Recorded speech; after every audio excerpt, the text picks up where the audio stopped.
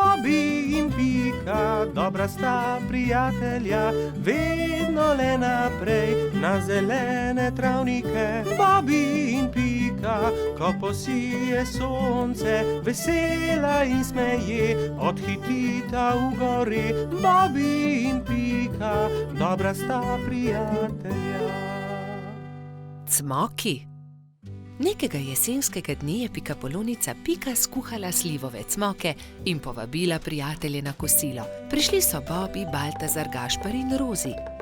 Skupaj so pogrnili mizo in se usedli. Pikapolonica je dala po 3 cmoke na vsak krožnik, Bobby, Pika in Rozi so bili kmalu siti. Slivovi cmoki, obožujem jih, 5 jih lahko pojem, je dejal trod Baltazar. Samo 5, jaz jih lahko 7, je dejal Gašper. 7, dobro, potem jaz 8. Jaz pa 10, je izjavil Rogač. Dobro, tekmujva, je končal prepir Baltazar. Naj vidimo, kateri izmed najih lahko poje več. Piki zadeva ni bila všeč. Poskušala jo je pregovoriti, vendar sta bila fanta nepopustljiva. To se ne bo dobro končalo, ju je opozorila, vendar je Baltazar in Gašper nista poslušala.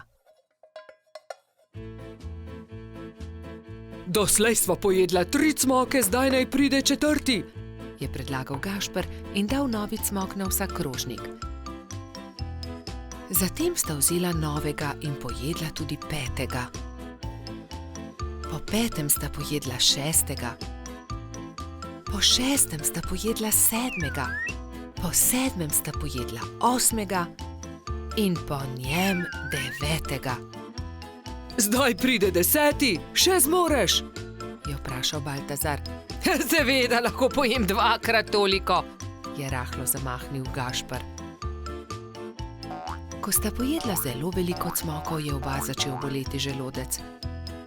In bolel je čedalje bolj in bolj. Tečem po doktorja Sovo, je dejala metuljčica Rozi.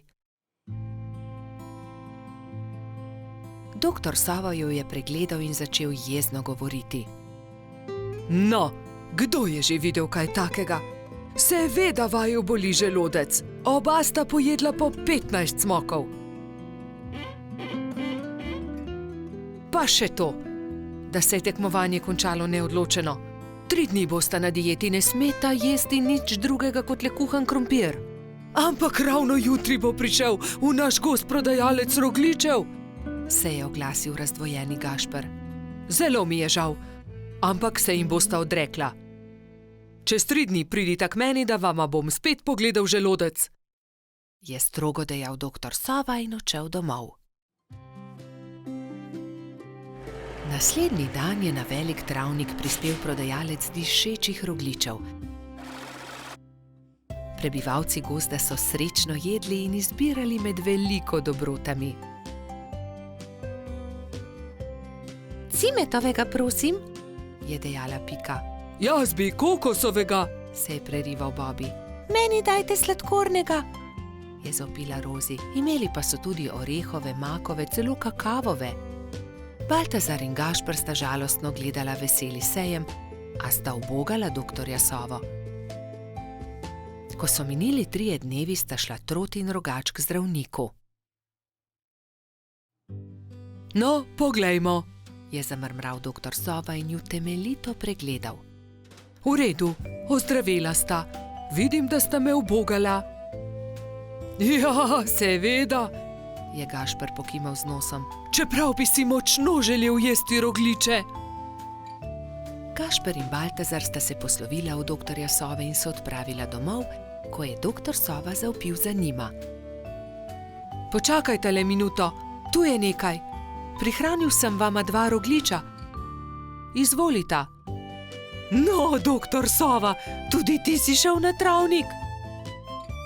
Seveda, kupil sem kolač za svoje sinčke, ta 2 pa sem prihranil za vaju. Lepo sta upoštevala, kar sem vama rekel, zato ne bosta ostala brez dobrot. Hvala, sta srečno dejala Baltazar in Gašper ter objela doktorja Sovo.